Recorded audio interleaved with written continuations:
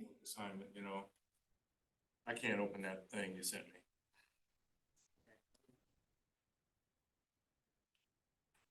I have to have you come down to the office. Oh, that'll do that. I'll be happy to.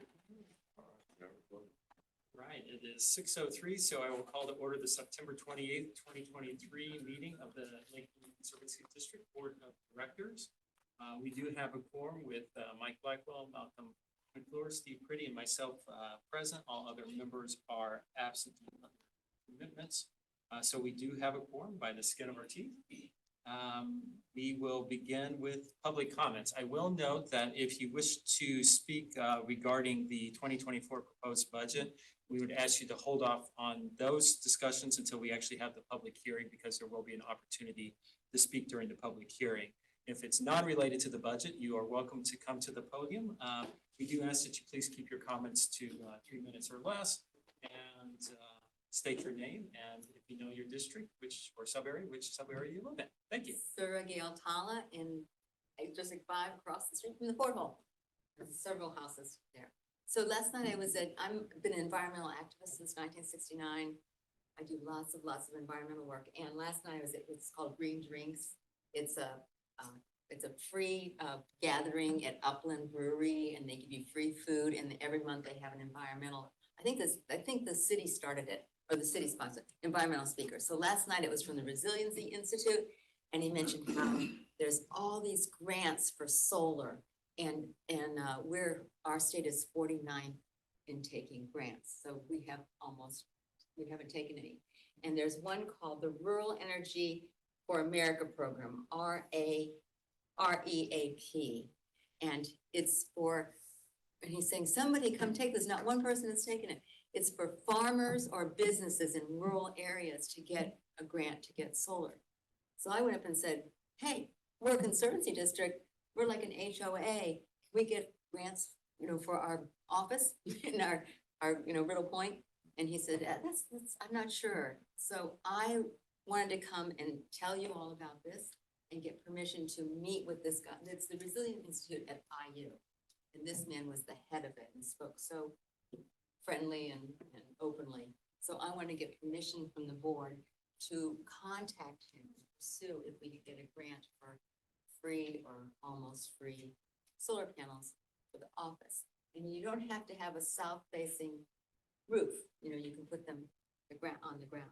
And that would also be, I put solar panels on 2 of my houses, one facing south so people could see it. I'm trying to encourage, it's such a great place to have, everybody on North Shore shoreline should have solar panels. So anyway, I'd like you all to vote on whether I should go ahead and pursue seeing if we can get free solar panels. Any thoughts from the board? Any questions? I've got a comment on that. So solar panels produce DC, like 56 volts DC. And so in order to drive power back up the line, if that's the point, then you need an inverter. I don't know if that's included with this. If you're trying to power things at night, you're going to need a battery backup. There's lots of other pieces that go into it. I've installed them myself. I worked with a group of people installing them. That's how I got them. So I know about the inverter. I don't have a backup battery. You have an inverter though. Oh yeah, you have to have an inverter to send it back.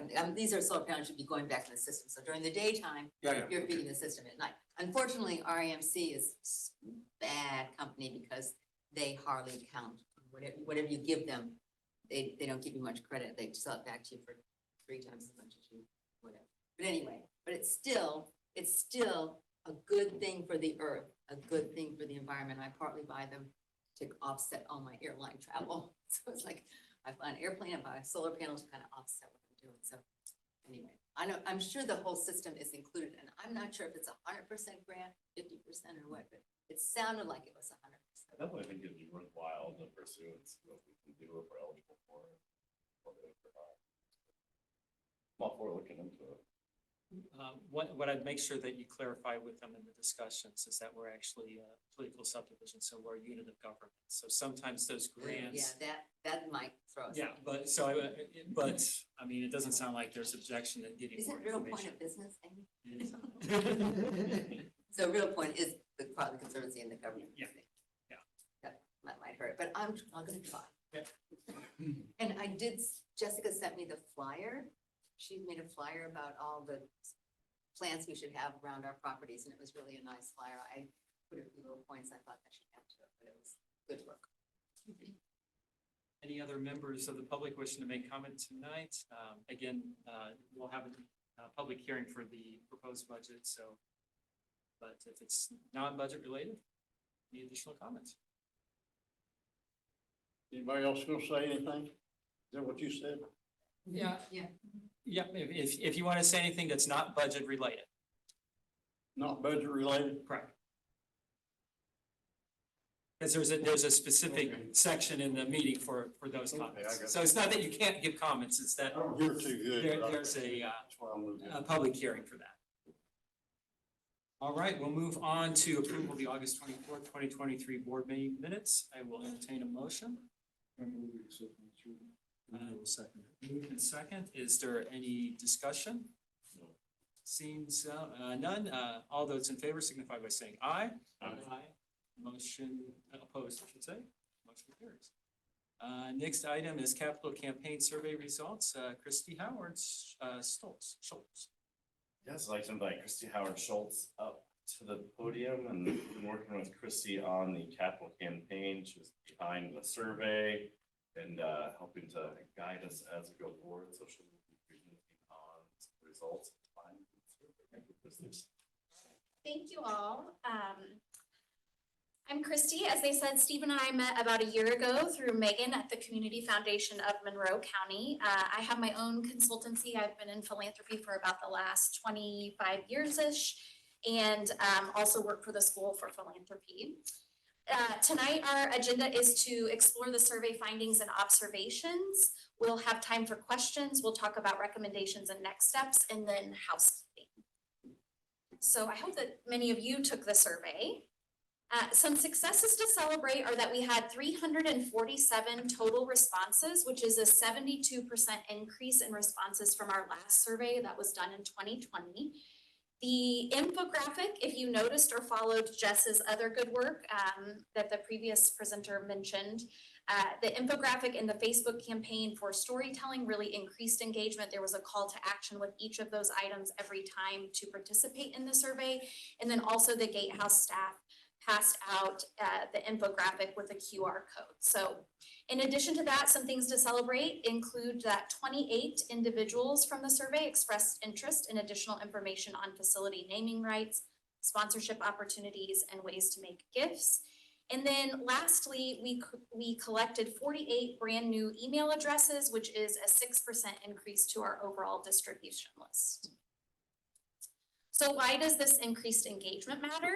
If you were here during our October meeting last year, one of the things that we talked about in exploring the feasibility of a capital campaign is that we measure not only capacity, but engagement.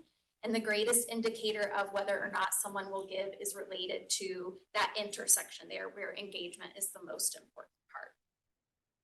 So we know that we need to increase, the revenue for the Conservancy District, but how? So that's part of what the survey measured. So of those that responded, 80% were freeholders, and then just under 20% were regular visitors, people like me and my family who come to recreate at the lake but don't own a home there. And then you can see the age breakout here as well. Something important to note, and Jess and the staff have already been on this, of those that responded to the survey, nearly 30% of people did not know the district that they lived in. So we have an opportunity to educate the residents on their district and how to be involved. Of those that took the survey, 37% of people were here year round, then year round on weekends, then seasonally, and then through the summer. We got a pretty good distribution though, I would say, from people in every single district, which was good. So I would support making an increase to the Conservancy portion of the county tax permanent. So 59% of people support a permanent increase to that portion of the county tax.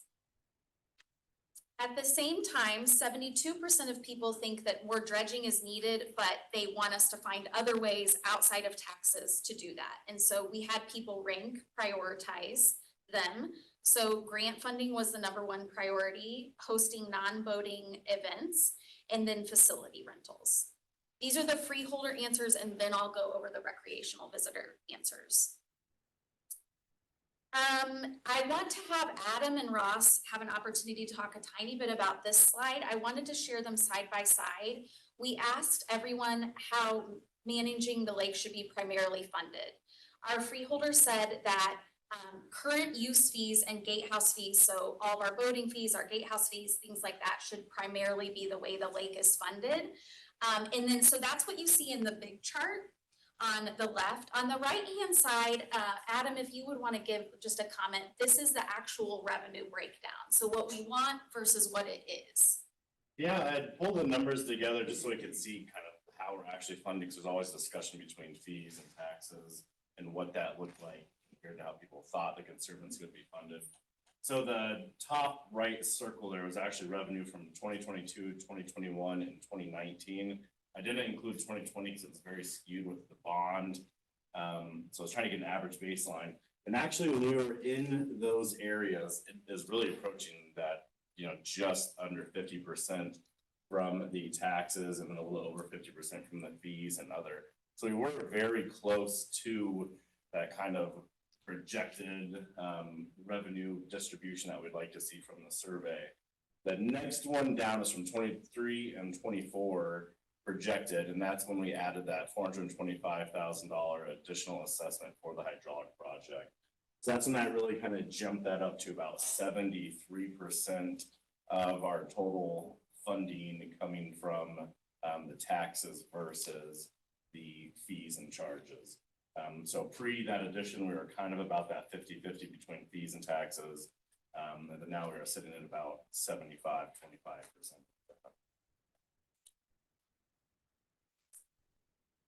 And then, do you agree that the Conservancy District is doing enough to combat the effects of sedimentation in the lake? 50%, 58% of people do somewhat to strongly agree that we are doing enough to mitigate sedimentation. And then, how often do you visit Riddle Point?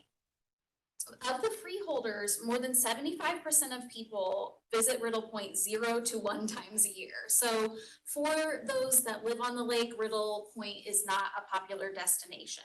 However, we still invited people to rank what recreation additions, we're going to talk about improvements next, but these are additions, what additions they would like to see to the park.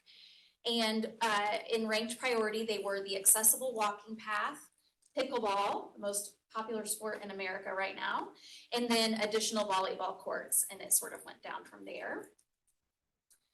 As far as capital improvements, so improvements to existing facilities and features on Riddle Point, the most important priority for freeholders was adding a dock near the beach, and then after that was updating the restroom. Now we're moving on to those who do not live on the lake but visit for recreation purposes. The biggest responses from this group came from new people who are excited and new at the lake, and then not surprisingly, people who are faithful visitors and have been coming for over 20 years.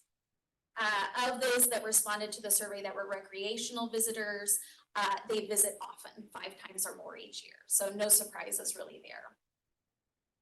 Of the recreational partners, we asked if they would support an increase to the park entry fee. And if you look at this slide, you might think, like they were very indifferent. People were evenly split as to whether or not that they would support an increase to the fee. So I think we have recommendations at the end, but you could potentially experiment with raising the fee based on this feedback. Almost the same thing regarding boating fees. Boating fees should be used to help fund additions and improvements to the park. And how would the boating fees, if we increase them, change your behavior? Not a lot of strong opinions here on this question. Of our recreational partners and visitors, how often do you visit the beach? Obviously, those folks are visiting the beach more often. What would they rank? The good news is your top 2 of the top 3 from both recreational visitors and residents are the same. So they also want accessible walking paths and volleyball courts. Now this is all respondents put together. when you put everybody together, the ranking, it's overwhelmingly accessible walking, then pickleball, then volleyball courts. That's because more residents responded to the survey than non-residents. What types of capital improvements would recreational visitors like to have? They prioritize the bathroom first, and then widening the existing boat launch, and then sort of down from there. So restroom is still in the top 2 for both groups. And if you rank the 2 groups together, again, more freeholders responded than recreational visitors, but the ranking is the restroom still is the first, and then adding a dock area to Riddle Point Beach is the second. So overall fundraising priorities, we asked everyone, what would you be more likely to financially support, regardless of if you're a recreational visitor or a resident? And overwhelmingly, people would support a dedicated fund for dredging. After that, they would support establishing an endowment for the Conservancy District as a whole. And then third would be Riddle Point Park improvements. So our recommendations would be to budget for and hire a fractional staff member to pursue grant funding as indicated in the 2020 Riddle Point Park Master Plan. So in that plan, which you probably don't have memorized and you shouldn't, they sort of listed out in the items what they thought grant funding was available for. And as a fundraiser, I agree with the findings of that report. So you could pursue that. You could consider developing up to 3 designated funds within the community foundations. 1 dedicated to dredging, 1 dedicated to an endowment to draw revenue off of year after year, and then a 3rd potentially to dedicate to all non-dredging lake maintenance for people who have that as their priority for giving. I would also strongly recommend to capitalize on the success and reach out to all 28 people interested in naming opportunities and giving. And then upon those findings, to create giving levels accordingly.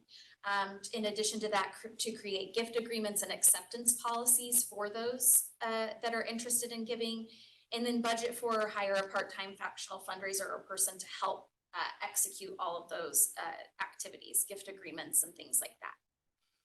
I would also recommend conducting a professional education / public relations campaign to help freeholders understand what happens with and without tax increases, which I know the Conservancy District staff have worked very, very hard on that and made a ton of progress. And then consider experimenting with incremental gatehouse and use fee increases. Our next steps are to develop action items based on the survey findings. We want to be sure that we send thank yous and follow up with a timeline of what we plan to do with our results to all survey participants, and then celebrate the increases in engagement and share our plans for the future, especially with the Community Foundation, because they're helping us with all of this and will be instrumental in what happens next. And then for housekeeping, our engagement together as a group, we have 2 sessions remaining after this evening. And I would advise that you use the first one to sort of outline a plan and invitations, questions, and sort of guidance for the visits to those 28 individuals. And then use the second to help train the staff and committee or board members, anyone that is willing to conduct the visits. And then just know that an extension of our engagement is possible at any time, and that there's other fundraisers too that you could work with that could help kind of explore what's next. And then that's the end of the information that I have to present. There were several open-ended questions in the survey which we have compiled, but there were no trends. All the answers were different. No emerging trends from those answers, but for anybody that wants to see them, we do have them. And then I'm happy to take any questions that you might have. Any questions for Christy? Will this be available to us? Yes, we'll make sure that a PDF gets to the board. Do you think the Community Foundation would have some templates like the gift acceptance Yes. policies and that kind of stuff? Yes, they could help advise us on all of that stuff. Yeah. And that could be in the second meeting that we've got coming up. You could help with that. Yeah, we both, myself and or Megan, we could definitely help with that. That would be the next step. Yeah, and I definitely like the idea of utilizing Christy to help develop like like questionnaires and the guided meetings I would have with those potential donors, using that expertise, so. Yeah, I agree with that. I assume you have no expertise in grant writing and hunting I methods? do, and yes, I do actually, but yeah. And particularly with capital improvements.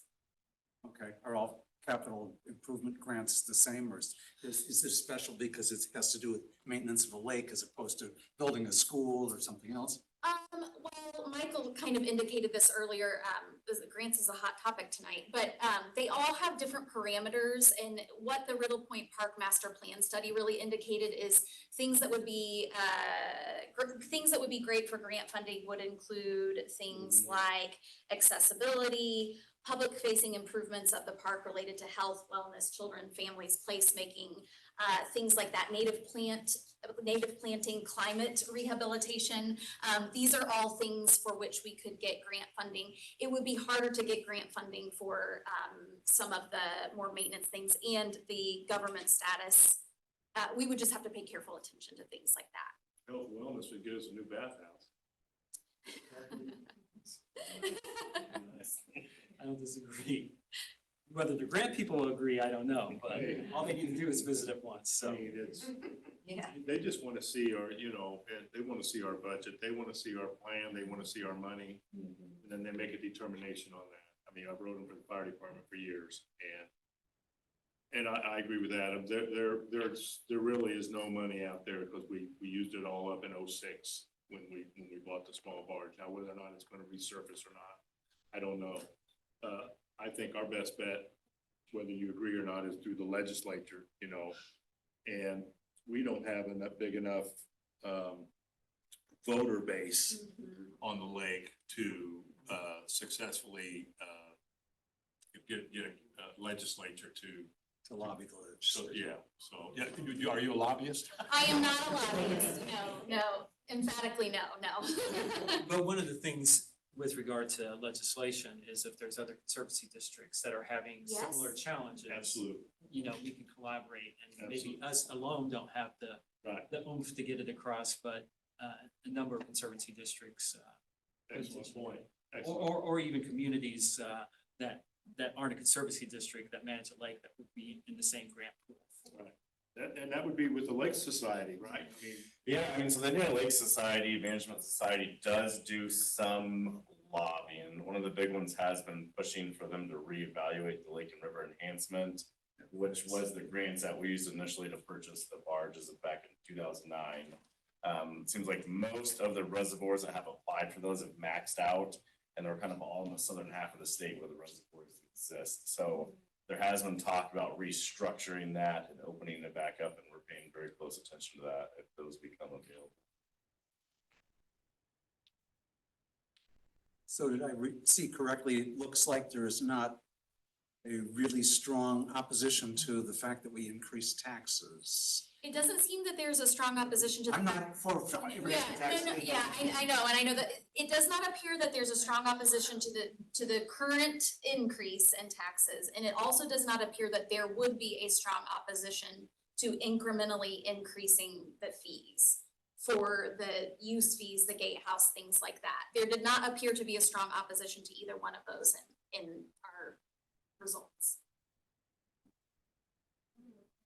Second, I want to make sure the board has their questions answered first. well, I just, so 14% of District 7 responded, and Yes. that's the largest district. Yeah, I don't have my calculator with me, so I don't. let me go back to that slide. There we go. And my point being, and then he's got the second largest district, and I don't recall District 6 is green, see, only, so 10.8. So you got almost 25% of the two largest district that responded. And so, I'm wondering, obviously, our concern is the sediment comes into our two districts, Yes. okay? Now, with your experience, does that skew the report a little bit? Well, so Adam had us dig in further to that question where we broke down the answers, and it didn't seem like it skewed it. It really didn't, and that's kind of one of the things that I'm gonna call a success over the past handful of years. I would say on prior boards and before, there was kind of like a big Easton, Weston, different views. But I think these results really kind of showing kind of a one lake vision, and people are realizing that we're not all on board with helping and it impacts everybody. And I would say that it reinforces that. So I do not think it was very skewed with what people were saying. It's been a while since I've looked at the distribution of assessed valuation within the lake, but it seems like they're not, compared to the district sizes and stuff like that, they seem like the distribution of responses seems not too far off from probably where people. Oh, I'm surprised at the dredging, from the lake, from the whole lake overall. I think one thing that has helped, which is not helping the lake, but helped us as far as understanding the importance of dredging, is the fact that it is so visible in the eastern end when you're out there. Areas that you used to, not that long ago, be able to go into were considerably less boatable. So I think people are really starting to understand on my end of the lake that this is an issue that isn't just, impacting District 6 and 7, but yeah, that's right, 6 and 7. It's impacting the entire lake. Well, I think taking into consideration what the survey did show, that people somewhat not concerned about the tax increase. I think the board's responsibility is, they're not said about it so far, and we spend time, effort, and money pursuing another way, which is through donations.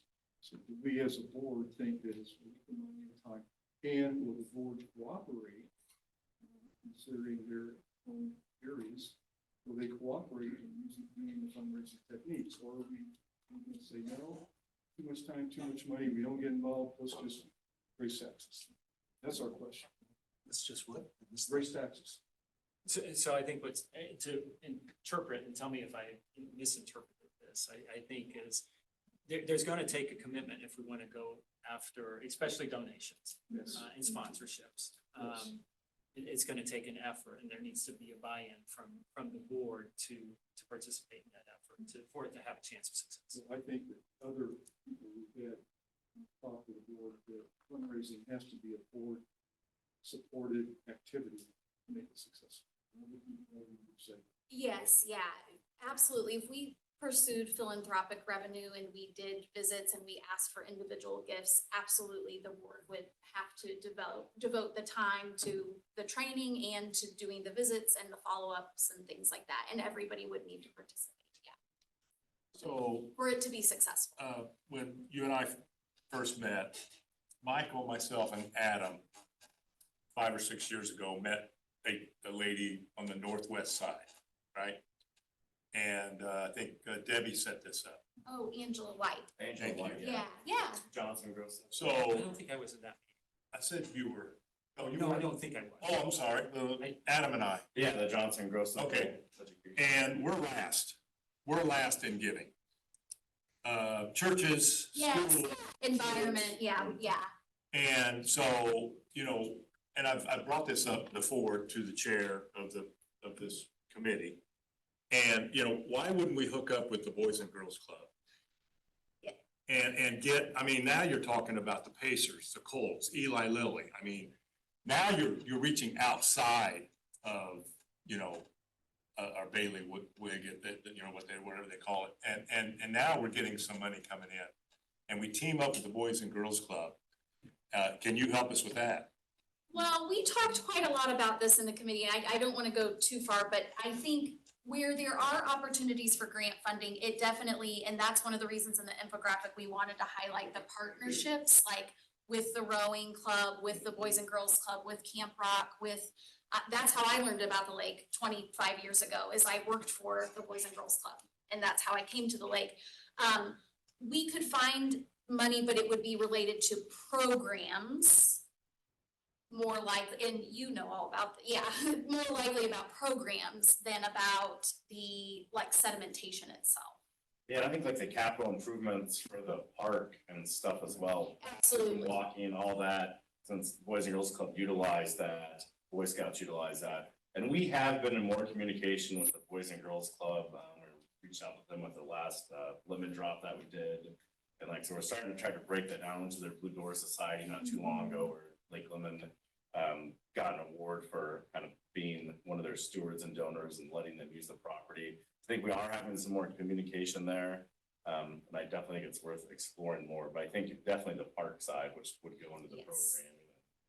And Mike, I think to your point, and what Christie is sort of validating is that these types of partnerships help, a lot of grantors, when they see those partnerships, you know, it makes it more enticing because they see they're not only benefiting Lake Lemon Conservancy District, but they're benefiting the Boys and Girls Club and X, Y, Z, so that they're getting more bang for their buck in their perception, so.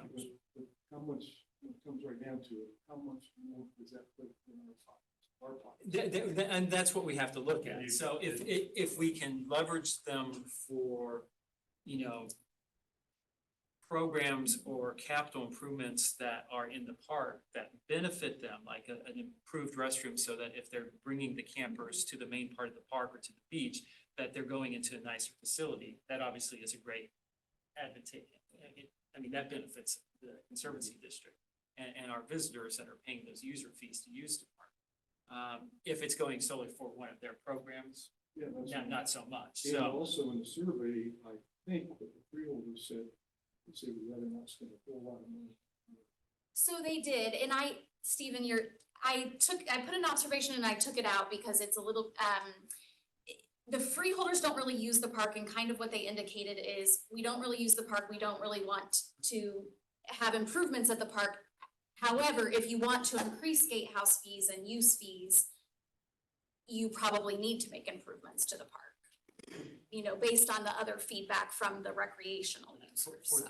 For the park to be a revenue driver, it's gotta be nice enough that people wanna go. Yeah, you're gonna, I mean, it's a tough question. The point is, I'm trying to say is, do we forget all that and just stick with the taxes? Yeah. Because we will have to give time, energy, Right. and we people, and that is the dedication to whatever program that the community recommends or the board recommends. Well, I don't know, I'm kind of torn on that. That's why I'm trying to get a. Malcolm, Yeah, I was just gonna point out that I thought one of the major things that the residents wanted was a dock at the Little Point, wasn't it? It was. And Yes, so yes. that's part of why they don't go there. is Because that- there isn't a way to Yes. access the beach. Because I'm Yeah, sure, yeah. I The think, survey we did on the park improvement plan, 11 people out of 20 on the last page of the survey said mooring at the beach. Yep, And so 44% this- of everybody said they because wanted everybody the has dock. Yeah. grandkids or kids, Yeah, and so- they need to use the bathroom, or would they want to play in the sand? So, I mean, it would get used by residents, I think. That's why I'm excited too, for meeting with the people and kind of these guided questionnaires and meet with them, is I do think the stuff at Little Point Park is very ripe for naming opportunities, whether it be the docks, whether it be a music and event pavilion, whether potentially the bathhouse, definitely the accessible walking way. So I definitely, There's no way, I researched the composite that you're going to use on the dock. If you use composite, there's just no way to engrave a name on the composite. No. Because it's into Melts. the, yeah, well, now you're, you know, getting into what makes the composite. And so it'll tear up. You can put a sign up and it could be, you know, the Malcolm McClure dock, you know, which I get second. Thank you. But yeah, unless you go a different way, you know, on how you're gonna build the dock or whatever, but. so I think it's a big benefit is learning that people are willing to give the dredging or other stuff that they can visually see and utilize on a daily basis. I think we'll explore that in this meeting. Steve, to your conversation too, I think if it's feasible and allowed within. Yeah. Is that we give a little bit of thought as to what our realistic potential is on How donations, so that we can make that informed decision. Is it truly viable, and is it truly really viable? So I'm not saying that it isn't. I'm Well, just we saying- did get 28 people say they'd like to know more than giving, but they want to get $100 or they want to get $100,000. Right. And I don't know how to get that information. Right. I think it's having good conversations with those individuals. Yeah.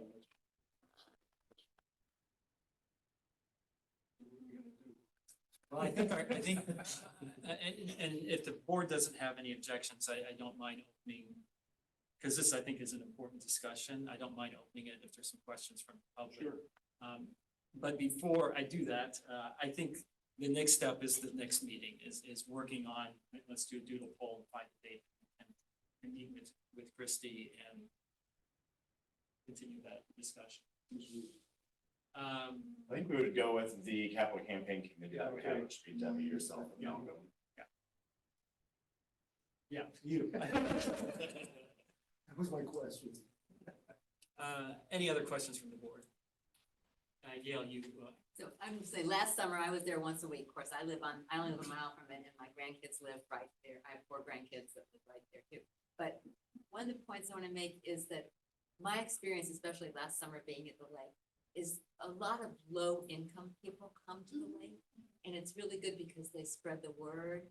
And I found with several low-income families that I know that they get into different places at a discount if they have SNAP, they have their SNAP card. So if you raise the gate fee, I don't want to raise it so much that they couldn't get in, but you could raise it, but have, say, discount for SNAP. So what it is this year, it's $10. So if they have a SNAP card, they pay $10 and we can raise it to 12 or 15 every month. But I just want to put something in there for the lower income people that come, that would stop coming if the gate was raised, but would keep coming. They could come with a discount, and the SNAP card is such a great way. Wander Lab does it, lots of places around town do it. You get a discount from the SNAP. That signifies your lower income. any other questions from the public or? So you mentioned the breakout on the campaign or whatever, if you split it into different, does that then have to become a restricted donation or can it still be moved from? So, so the number one, the community foundation definitely could help advise us on precisely how to set up the funds, but that's where the gift agreements would like come into play also. But are you talking about dredging, endowment, and? Yes. Okay, so, in this model, which is theoretical at this point, dredging and endowment would be restricted funds, like you would know that they were going to that, and then that all non-dredging lake maintenance, that would be like the general fund, the annual fund, the unrestricted fund. You hear it called lots of different things, but in that case, that would be up to the discretion solely of the staff and board, so that it could be used for anything that's needed.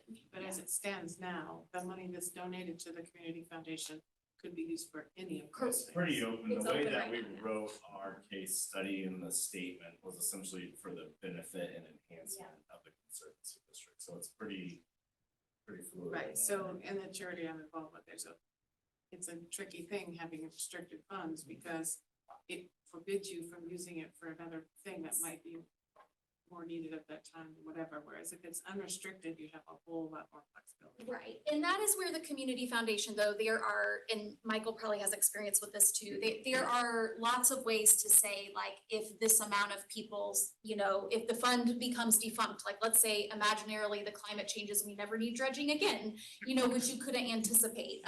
There are ways that the community foundation could help us set up,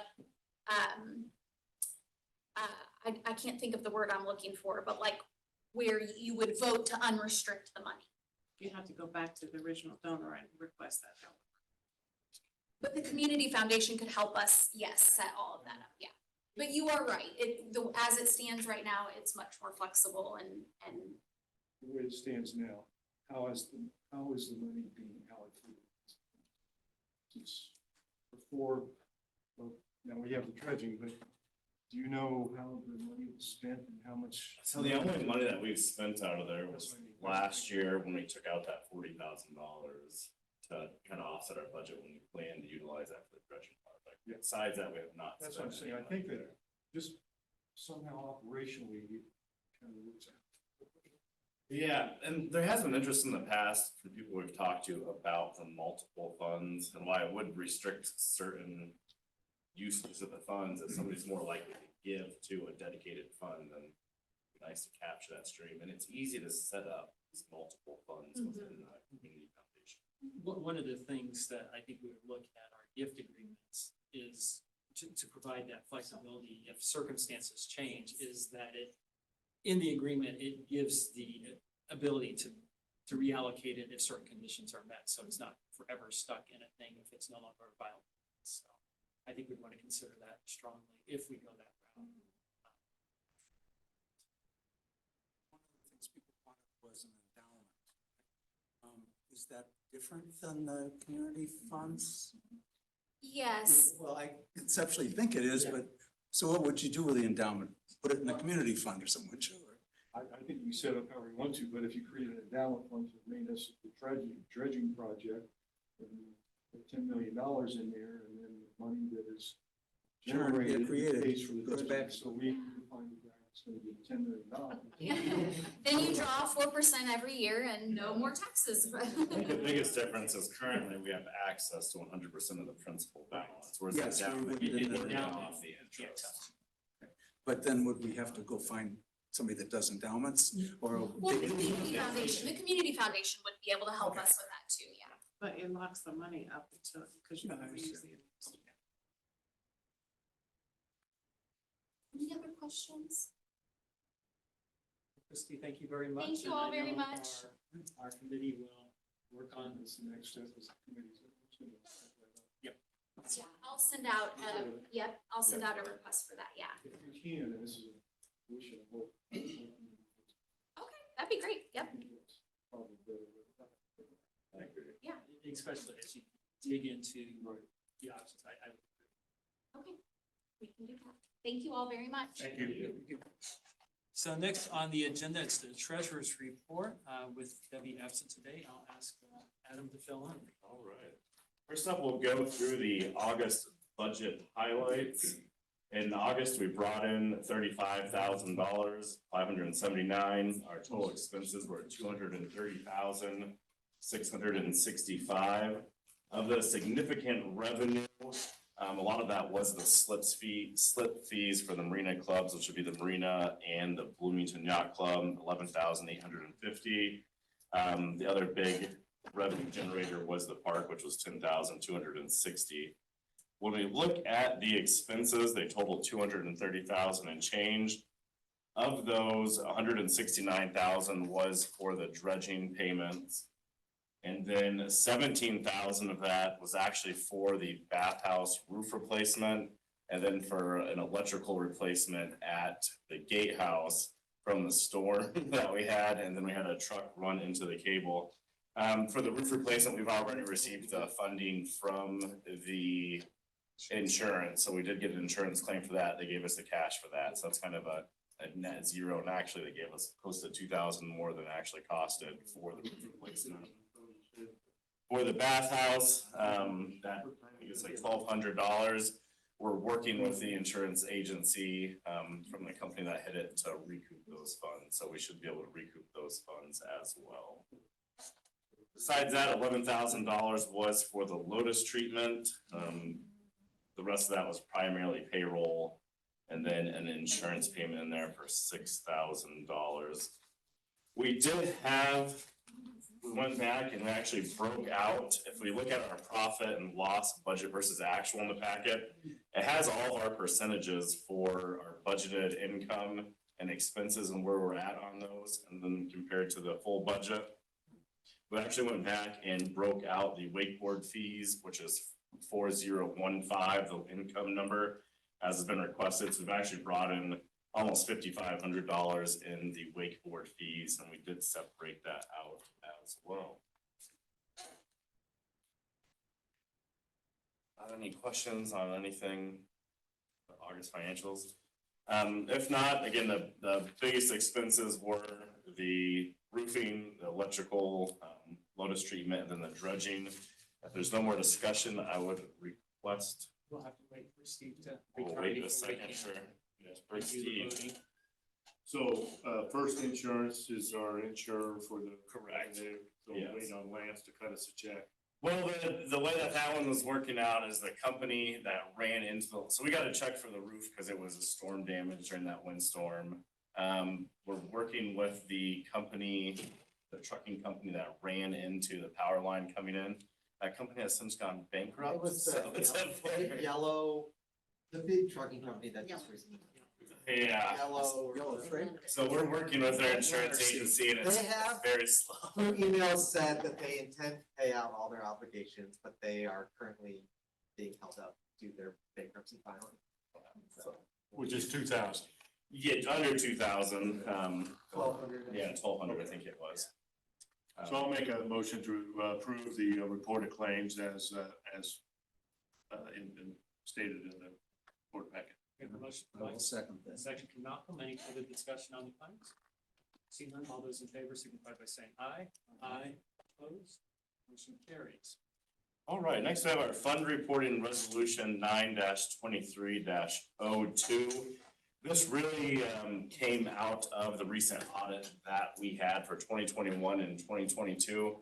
And what we've noticed is the way that the Conservancy has historically presented their data by breaking out our general fund, checking, savings, investments, which are our CDs, and then that new continuous improvement fund has kind of made it tricky to take everything out, because when we utilize something in the general fund, it's that one checking account or the savings, and they were viewing those as separate accounts, so it was a little bit monotonous going through this. So as we're working with that, the audit came back clean, no findings on anything, but the State Board of Accounts head compliance officer recommended that we simplify that and break it into just the two funds, our general fund and the continuous conservancy improvement fund. So the way that this reads is the taxes that are raised to the continuous conservancy improvement fund, which is that set rate of 0.33, would go into that fund and be reported as that.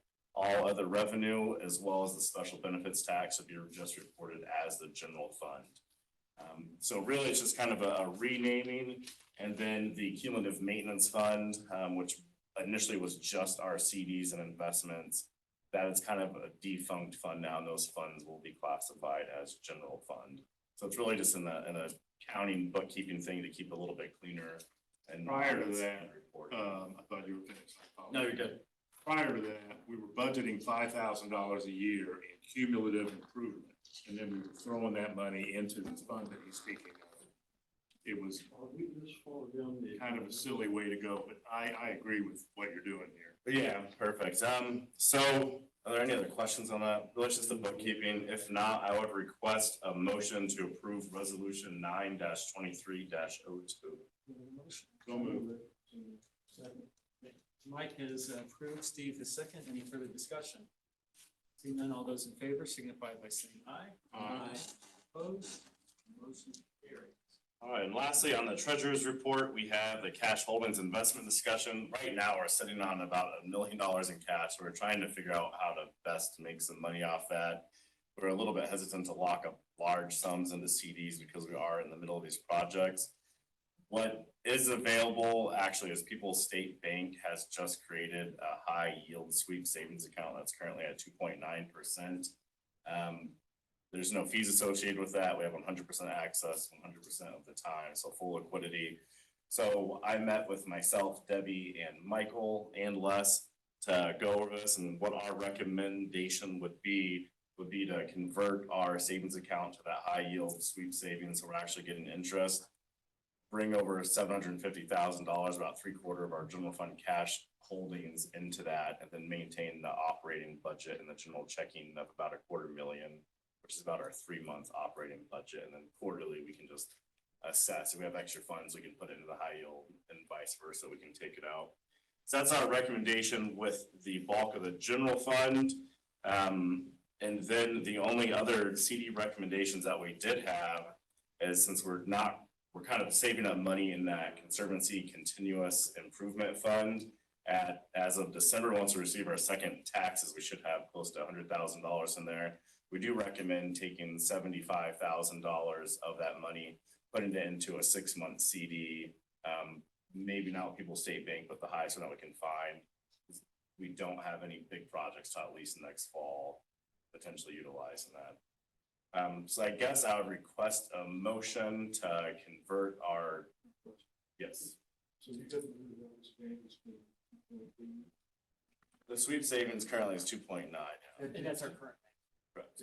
What, did you investigate any other ways? There are some, they, 5.5%. yeah, there are. We do have to create resolutions for our main financial institutions. So it's a little like, personally, I have a high yield savings that's only on the internet with no brick and mortar. So it gets a little convoluted if you try to split through too many financial institutions. That being said, it'd be worth looking at some of the other brick and mortar ones that we have around here though. Well, I mean, I was just thinking that my personal knowledge, which isn't really a banker, but there are other ones paying more than 2%. And they're not risky. So Or just like the high yield savings. But you wouldn't have free access to it, probably. well, that depends on how you set it. I mean, there's, the investigation is the question, you know, if you find out that other places do that. We can absolutely investigate that. I don't think there's anything that stops us right now from converting the savings to high yield, and then I'll investigate to see if somebody else around here has a higher yield. Yeah, we might as well.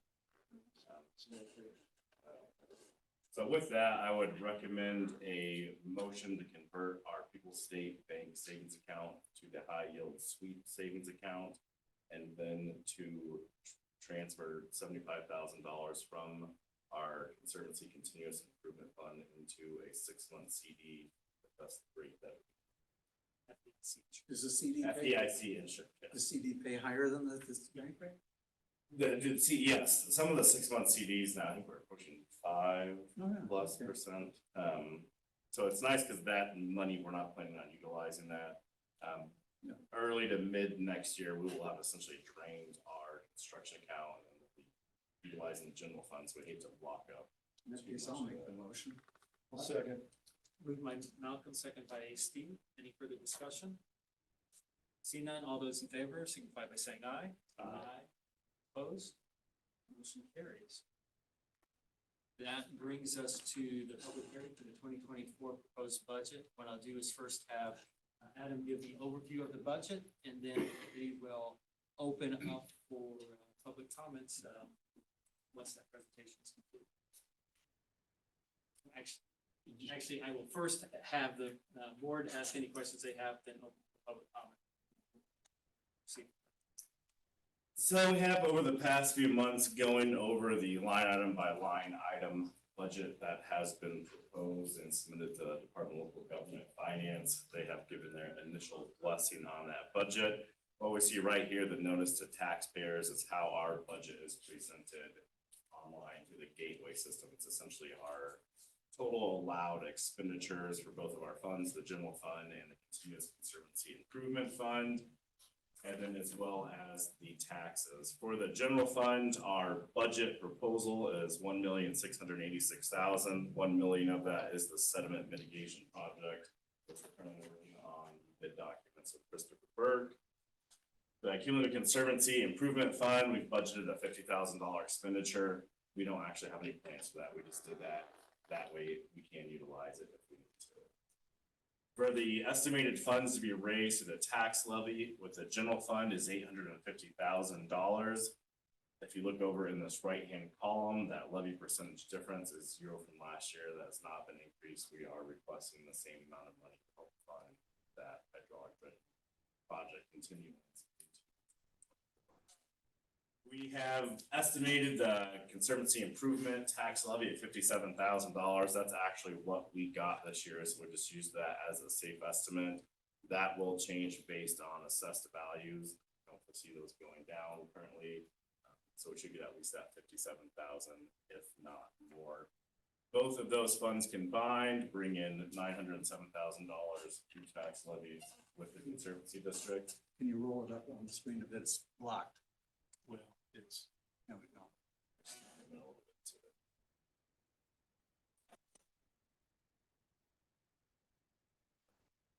So this area, the general fund budget, $1,686,572, tax levy, $850,000.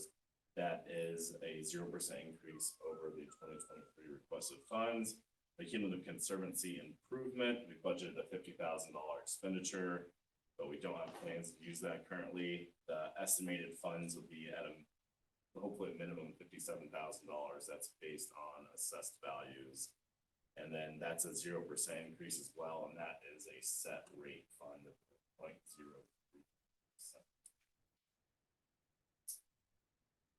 Any questions?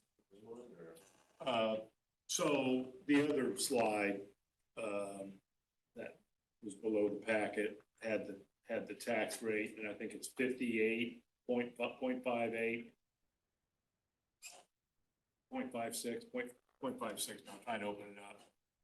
Took my internet a while to. And I'm just guessing that's, because our tax rate's 0.28, and that's 0.28 twice. Let's see. You open up where you sent the email in the packet. Let's see if I can go to it.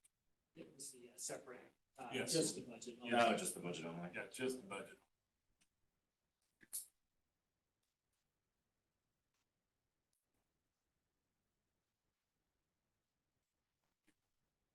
Accurate.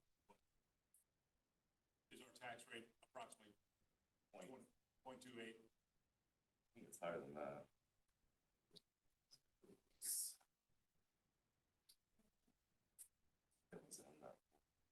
2024 proposed budget. I'm gonna pull it up on You know what? It's not. Let me go back.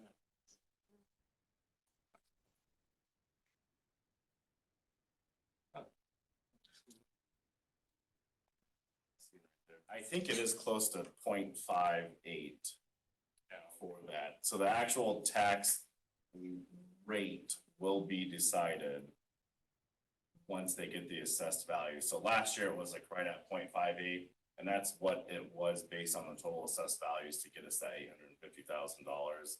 So once they get the assessed value for this year to raise that $850,000, they'll set the tax rate. I believe it will be similar, if not even reduced, if the assessed values have gone up. But I think you're correct, Lash, that 0.58. It's the ordinance resolution, that I think, so, oh my gosh, I just lost it. I think that was the combined, 0.5966. and that's combined between the two. Okay, yes, thank you. That's the only question I have. Any other questions from the board? With that, anything else that you were presenting, Adam?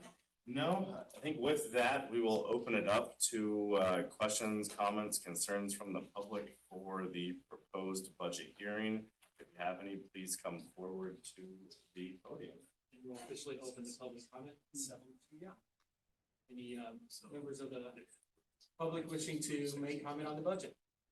Well, I got some comments to make, but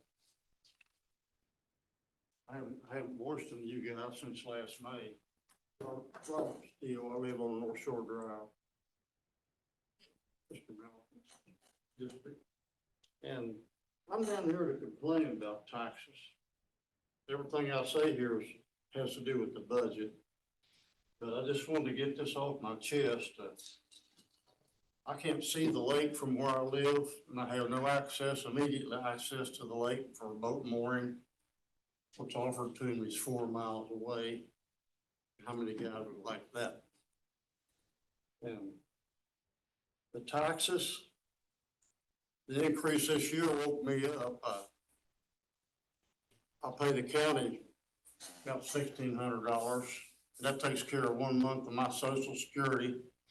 And now Lake Lemon, I'm paying them over $1,700. That takes care of another month's Social Security. So the budget's causing me to be down to 10 months. 10 months Social Security. I just want you to know how that could affect some people like myself living around the lake. And the budget, to me, a budget means keep the budget within what money you have to spend that year.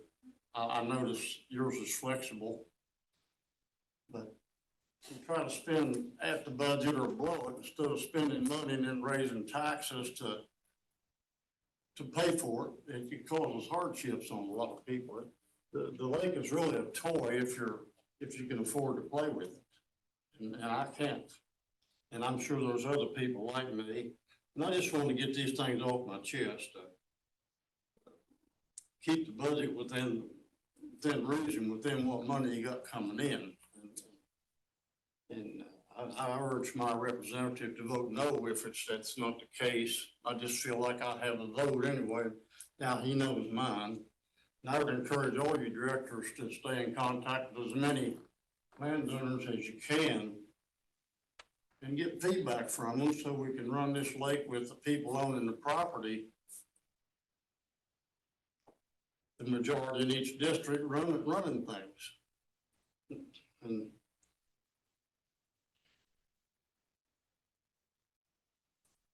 And I want, again, I asked last time I got something off my chest. I begged the board to figure out some way to let people out of this conservancy like myself that's locked in it by the boundaries. I lived there 51 years and had peace, and I don't have peace anymore. My property's in jeopardy from taxes from this place, and it's gonna influence the sellability of it. I've got a real estate lady coming to look things over for me and tell me whether my property would be more sellable out of the conservancy or in it. And next week I'll find that out, her opinion. I thank you, Adam, for my letter. And I just want to say those things and let you know how some people are affected by this budget spending. And I understand the people that want to enjoy the lake, they want all these things done. But the people that do enjoy the lake and should pay for it, not some that are outside of, you know, accessibility to the lake like myself. And I thank you, gentlemen, for giving time for someone to say things like this. Thanks again. Thank you. First of all, thank you, Robert. You your phone call, we talk, or send an email and all that. And I am gonna have a meeting next May, but anyway, I just wanted to point out one thing that I think you said that was not correct. And that was that we spend money and then go raise taxes to cover it. Okay. It has to be, because we're a government entity, correct me if I'm wrong, we have to do a budget this year that sets up for next year, and that's the only way we can spend. We can't spend the money ahead of time. It has to be after we've got it. So, and we went through months of wrangling, it was a couple of years ago now, about raising the taxes. And can we do this? People scream, and some people did scream and all that, but so that already happened. Well, I looked at the budget that Adam had on the screen, and okay, you know what the budget you're asking for, but surely you know how much money you have to spend for that budget, right? Well, that's what we're talking about right now, is how much money will we bring in next year? If it's more, how if we it's, spend it. if you're spending more than's available to spend without raising taxes, I'm against that. That's what I said. I'm telling my representative I would vote no for that. I'm only one vote, but that's my opinion. Okay, thank you. Thank you, guys. I just have a quick question. So if the current tax levy is gonna be 907,000, right? The current tax levy is 850,000. But the one you're requesting for next year, what you think you're gonna get, column 5, So yes, that's between the special benefits tax and the continuous that's the total you're concurrency. expecting to get. Correct. But you're saying over here into your budget, what your money, how much money you need is 1.7 million. That's our expenditures, yes. So how are you covering that over $700,000? With our current cash holdings that we have now of $1 million.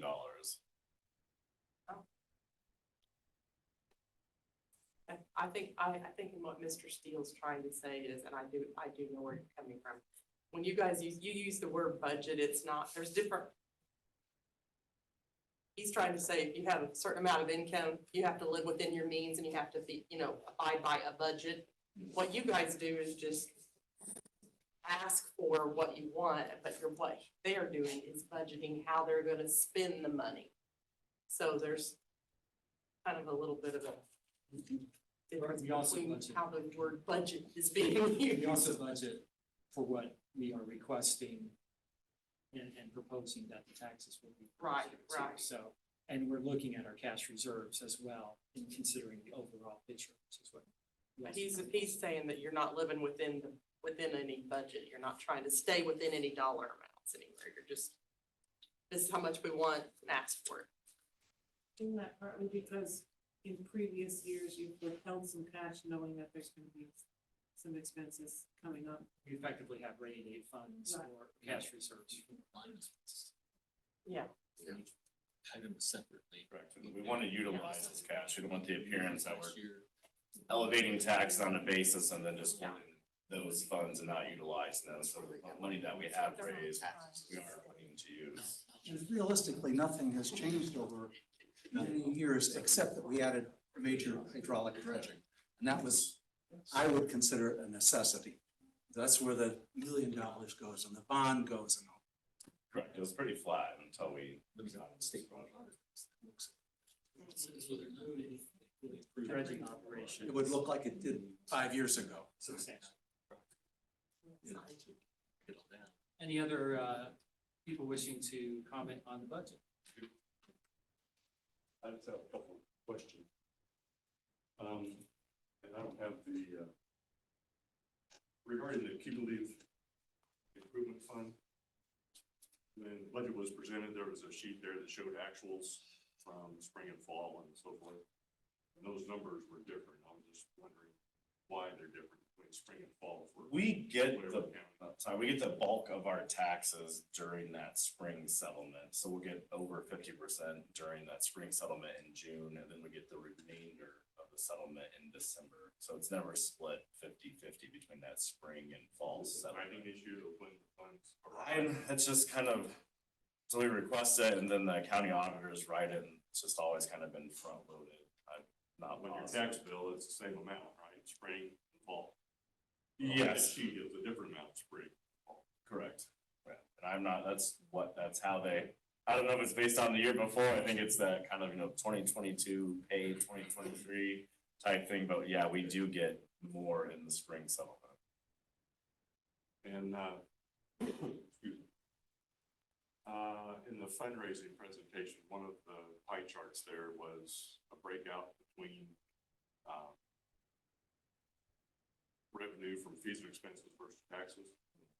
And it sounded like you were saying that a goal of the district is to kind of have a 50-50 split between those. Is that? That was the ideal breakdown of revenue from the freeholders during that survey, correct? It's not necessarily the goal of the district, that's the feedback that we receive from the survey. Okay. So,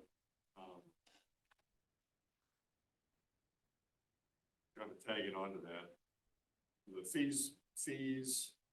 revenue,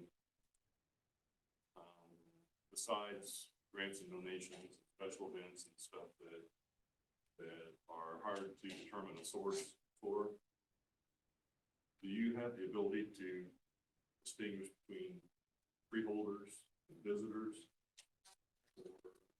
Things like watercraft permits, launch fees, wake boat fees, marina and club fees, southern fees, license fees,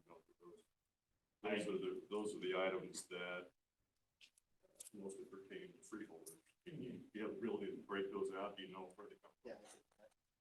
I actually had Ross broke these out from our fees and charges based on the request last time to look at the freeholder versus non-freeholder breakdown. These do not include any of the taxes, but they do include 100% of our fees and charges that are on that fees and charges approved sheet, subleases, boat passes, all that kind of stuff. So we actually did break this out of resident and non-resident. We tried to break this out of resident and non-resident. Which is which colorways? Green is red. Green is resident and the blue is non-resident. So when we take out the taxes, and again, it gets back to your 50-50 split, et cetera. When we take out the taxes, out of our total fee revenue, $316,000, which is what we're projecting in, well, I think it's to date. Well, this was, yeah, as of, I don't know, last week, basically. So there will be, it will maybe move a percentage point, because we're still getting some daily votes, but most of all of our fees for the year have been collected. So of that, 65.3% is non-freeholder of just the fees, and then 34.7% would be the proportion of fees and charges raised from residents below. And that resident rate may actually be a little bit higher because the way we're set up with the city of Bloomington Utilities is that Bloomington Utilities ratepayers can actually get freeholder cost on that. So this doesn't account for the taxes, but when we look at just the fees and charges themselves that we will approve via resolution at the next meeting, this is the breakdown. Is that, well, I can get it from 40. Yeah, I've got it here. We can email it to you, as well if you'd like that. Oh, yeah, thank you. Thank you. So marina and club fees, is that monies that comes from the marina? Yes, that is the marina and the Bloomington Yacht Club, and that is their annual marina fee. And then it is the slip fees that they pay. This year's $100 and change. So they pay us for each slip that they rent out. So if I go to the marina and pay for my sticker, it's not in that? No, that's in the boat passes. Okay. Yeah, that's just, I figured, I mean, I might be. So you know, I was gonna say, you, An assumption, I assume that people that live on the lake aren't keeping their boat at the marina. but they are going to the marina and buying a boat pass. But that's in the passes, though, Okay, that's not alright. that marina. property. I'm just trying to. Yep. Yeah. And we do track that out. So we have, when I issue them passes, there's a form we sign off, and I close them out every so often. So I believe they've sold like $56,000 so far of fees for the passes through the marina. Do we consider Nob Hill residents freeholders? They are not, they're north of the North Shore boundary, so they are outside of the district. Thank you. But that being said, I feel like a lot of the Nob Hill keep their boats at the marina. They do. And we do get the slip fee, so each They pay- slip that's rented out, we do get over They $100. pay a for ramp the slip. fee, put their boat in. Yeah, so we do capture that from the slips. And then again, that is in our fees and charges resolution. That will be at the next board meeting and then kind of codified in our. This will be at the next board meeting? Or- Yeah, we'll go a little bit more depth at the next Oh, one. that's nice. I like that. Yeah, we'll have our fees and charges resolution then, so. See, it's things like this that if we were to tie in with someone, I'm gonna tell you, I've been writing grants I've been on the fire department 38 years. I've been writing grants, safer grants, apparatus grants, air pack grants, been very successful. And it's things like this that get you the money. This is what gets you the money right here. This is the breakdown of how. And I have called FEMA, I've called the Army Corps of Engineers. There's no grants available out there. There just aren't any. Unless we tie into somebody that people are willing to give to. They'll give to the fire department because fire departments are poor. Believe that, don't you, Doctor? Those are nice fire trucks you guys have.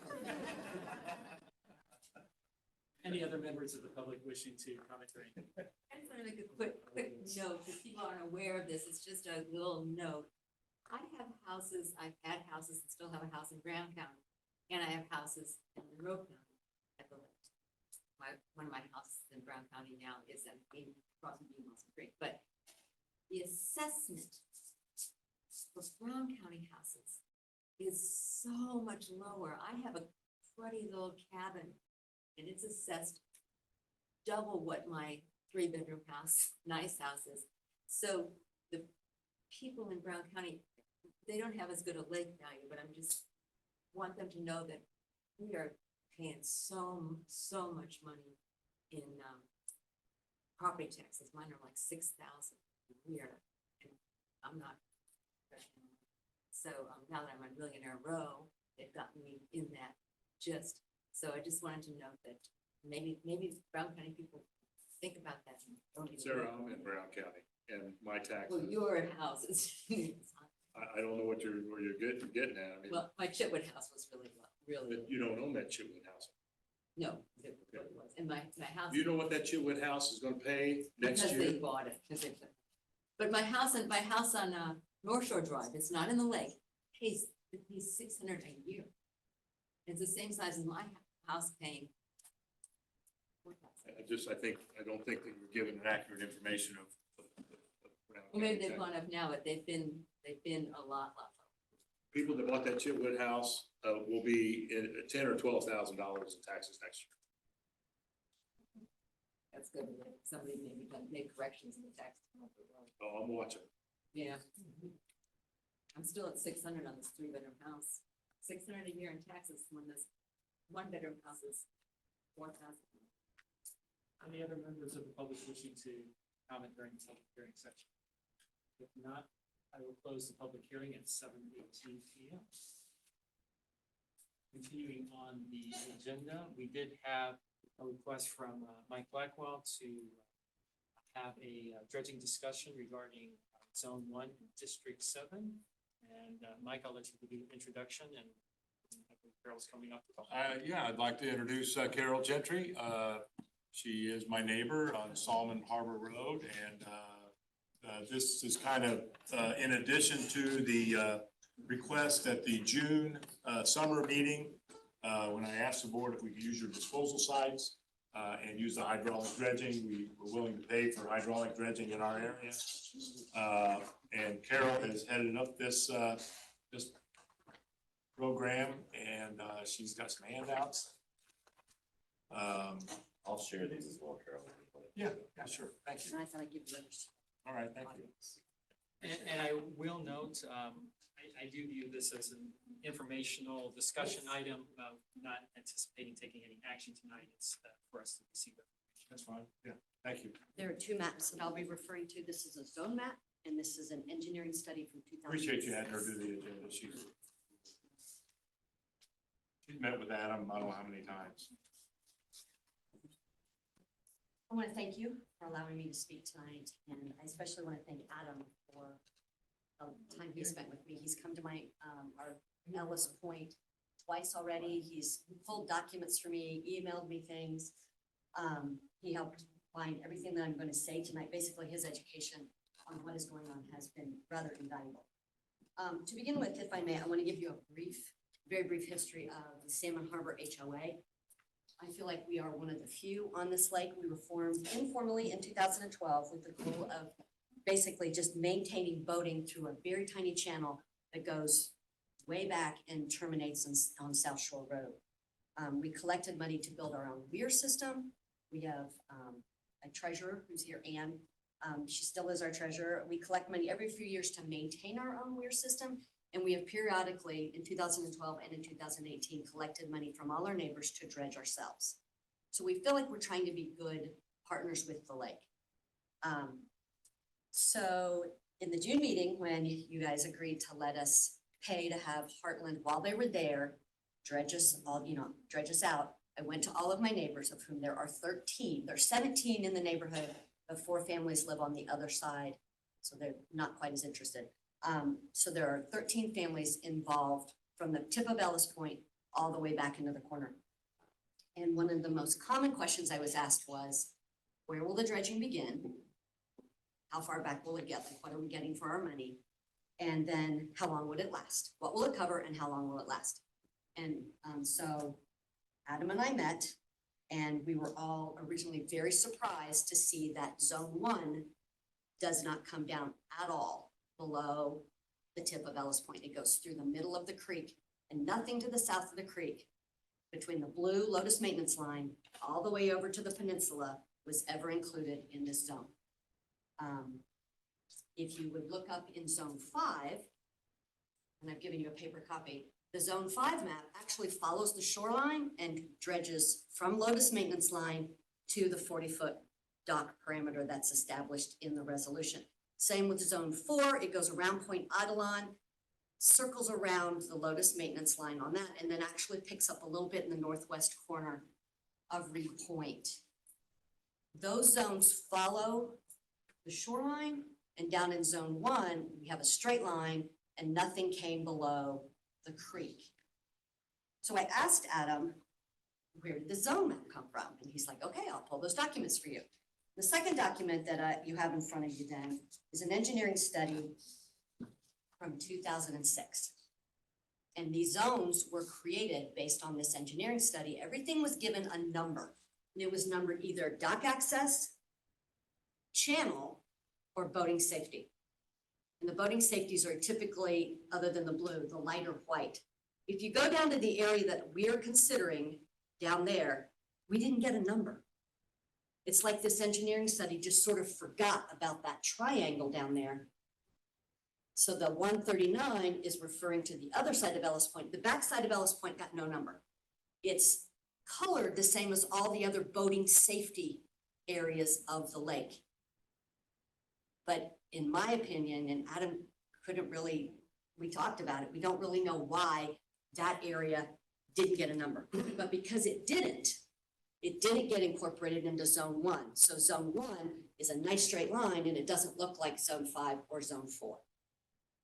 So that is my main point. So we are committed to paying back along this channel, but that front triangle from the creek down to Ellis Point and to the area right there where he's circling, we feel like that's still part of the lake. There are no docks in that area. When you come out of the channel, you're basically entering the lake, but it's south of that zone 1 dredge line. Yeah, and feel free to tell me if I've missed. No, that's been accurate. So that is the first point I wanted to point out to you. I gave you paper maps so that you could take them home and look at them, because to Michael's point, we probably, especially with only 4 of you, aren't gonna get any kind of permanent resolution tonight, but I really wanted to bring this issue forward. My second request is for you to consider how you're going to keep the northern edge of that zone 1 line back to the Lotus maintenance line clean. They could not get all the way to that blue line in the bottom corner of zone 1. There's a berm of dirt that sticks out there that Heartland was not able to get. The reason that we're concerned about that is it is hard dirt and it will force all sedimentation that comes down the creek south into the Salmon Harbor Channel. So it can't be done hydraulically, so we would like the board. Go. I think it can be done hydraulically, but not with the auger head, what you call it, head type that. Yeah, just like the cutter head type. Right. Yeah, essentially it got to the point when we bid all this out, that was still underwater by inches. But now it has become vegetated, so the conditions were different than when we initially started looking at this in 2020. When they got to this area, it was just going so slow. They said, these are not the conditions that were bid on. I think we're about probably 200 feet from the Lotus maintenance line on that finger there. They said without kind of doing some type of change order on the contract to increase costs, like we just can't sit here and chew through this and lose money. Wasn't Heartland talking about getting a cutter ball? Yes. In which case they could do it. But I mean, I'm just throwing that out. It wouldn't be this year. It wouldn't be this year. So next year, if I could just jump, next year, we rebid that. Correct, yes, we'll have to rebid any hydraulic dredging. And then that rebid then could bring a cutter ball. We could include that section that was missed in that rebid, I agree. Sorry, Carol. Well, that's fine. Because it's basically, when I'm talking to my neighbors, and just to let you know, we have raised close to $20,000 from 13 families. If we could get that done, and then we would personally take over and do the rest. As a side note, it would be very helpful to the Hengeveld family, because they have dry land now on all 4 sides of their home, and they're the family that has had to put up with the most nuisance because of the noise. That's the family that has the booster pump She spoke in March. in their front yard. So we'd also, I feel like we would become like really good partners with everybody if we could come to some sort of resolution on this. And then the other thing that had us very concerned was that berm of land, because if we're gonna put $20,000 of our own money into this, we need it to last. We can't do this every other year. We need a few years of. So that's why I wanted to bring up. I would like to say too, when I met with Carol, we are kind of talking about an overall comprehensive plan to protect that cove east of Ellis Point there. Initially, during some of the discussions, we're talking about cutting this southern finger of land all the way back to the Lotus. Kind of talk about the impacts of that sedimentation. And during the last one, Carol was really receptive to maintaining a good portion of that land and actually letting it vegetate. That way you're gonna create, instead of having complete open water right at the end of the creek, you'd have kind of a protective barrier on that southern side to promote that sediment and water flow to the west and to the Other north. side is north side, south side, or west side? South So the side. south side of the creek, right So here. If we get this triangle classified as lake, we would then pick up our dredging kind of where that pink line is, and we would leave a little berm of land right there Yeah. on the south side to sort of encourage sedimentation to go back into zone 1 and 2. No one lives in 1 and 2, humans. No, we need a diverter in there. Yes, so If we're allowed to that, put so one. right now, the diverter is on the north side and it's Yeah, right. diverting towards us. What we would do is Adam would help delineate, and he and I have discussed it vaguely in terms of this orange marker to that dead lotus to, but leaving a finger of land on the south side to divert this, but the dry land on the north side has us very worried about putting our money in before that's addressed. The nice thing about that southern fingertip is there'll be no cost to Conservancy. Mother Nature's doing. it Mother for Nature's gonna us. fix that for us, yes. So anyway, thank you for allowing me to present this to you, representing our HOA. Thank you. Yes, Steve. Kevin, this is a unique situation.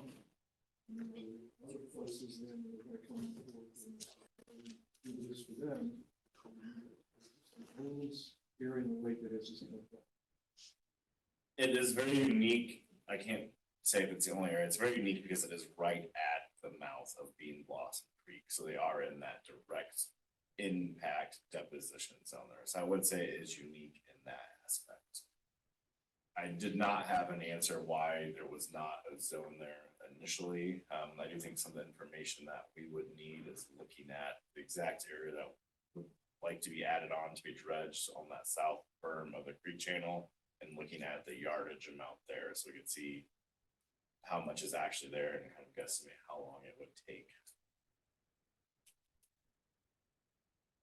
I would say the reason there's no zone there is because the numbers were originally put on here just so we had a way of talking about things. And we were just looking at how we were going to do along the weed line.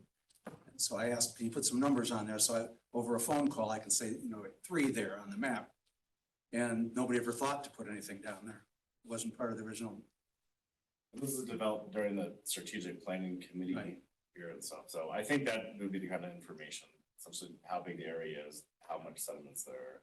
Yeah, I think I would be interested in, that exact information. Obviously, we can put estimated costs based on our current bid, going a little bit higher because we know the next one's not gonna be as cheap. 2, I think we need to do an assessment, at least based on the priorities established within from the strategic planning committee, to look at, is there any other in the areas that we're most likely going to be focusing on within the next 3 to 5 years that are similar situations, there was a lot of thought put into the process, obviously, but it's also possible that there were oversights. So I want to make sure we're not reopening Pandora's box on the priorities of the Conservancy District. But if there's a good justification as to it was an oversight and it should have been included, then I think it's appropriate to look at that information. Should we put a date and have this will be resolved? Should we say, let's resolve by I can work with, 21st? I can work with Carol, to get that type of information and then I would say the next board meeting would be the appropriate time to bring it back. If the board is asked to take any action, I would certainly want something in the board packet that identifies. Oh, absolutely. I guess my question would be, can the small barge, you and Ross and the small barge kind of eliminate a little bit of that dry land? And not this year, next year. I mean, Honestly, if we look at the yardage, I would want to see the cost comparison of having hydraulic guys do it now versus our time and then renting the off-road truck. Okay. It may come out where it's cheaper just to hydraulically dredge it Okay, than for us to rent the truck and time to do that. so they said they couldn't do it, but now they might be able to do it, or, because we talked about it, Digging underneath it and then letting it fall. So one on the north side? Yeah, that's what I thought. Yeah. Yeah, so I would look at that and just Okay. kind of see. I don't wanna commit right No. now. It's just an idea. Yeah. And so, and I appreciate the fact that you're gonna meet with Carol again and maybe add it to the packet next time, so. Which would be it's gonna be a busy month. October is a busy month. Thank you. And then for manager's report, I put out a video today. I'm sorry, I skipped you. Oh, no, you're all right. I was gonna say it myself. We put out a 7-minute video update today that got emailed out this morning. I'm kind of talking about where we're at, 2024, it's kind of moving forward, so feel free to check that out. How many total cubic yards? Do you have that figure? About 115 is. what we're Nice, at. nice. So we are 5,000 short of our goal. Yeah, and then we're eligible with that contract extension to go upwards of 140. And actually, I talked a little bit in that video that sediment is settling out so like there's actually land above the water line, so we may be able to fit over 120.